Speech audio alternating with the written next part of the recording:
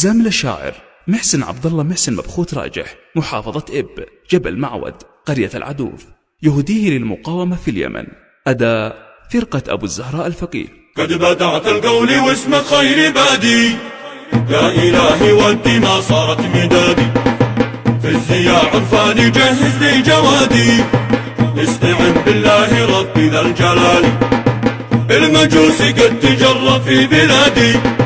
قالها هيثم أخوك حان الجهادي، قولها يا البرجاني في كل وادي، باتشوفوا فعلنا يوم النزال، بنجيب الحق ما دامه ينادي، ما يطيب اليوم لي شربي وزادي، لا ولا بعيش إلا بالجهاد، والجوع بزينه لنا هي والأوالي، قد بدعت القول واسم خير بادي، يا إلهي ودي ما صارت مدادي، في الزياع عرفاني جهز لي جوادي، استعن بالله ربي ذا الجلال، يا أهل مارب يا العبيدي يا المرادي، يا نمارة في الصحاري والبوادي، فجروها لأجل حرية بلادي، لأجلها يا قومي يرخص كل غالي، مسندي قفه وهي حصن الجيادي، وخرجت خبزه رجاجيلا انشدادي، مقبض البروة على رؤوس الزنادي، قوم هبت المعارك والقتال،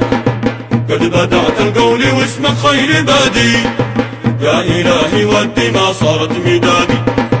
في الزياع عرفاني جهز لي جوادي،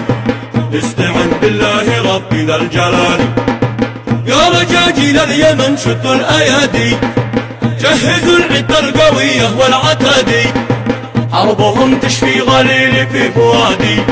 بانع التاريخ وامجد النضال، حربهم تشفي غليلي في فؤادي، بانع التاريخ وامجد النضال.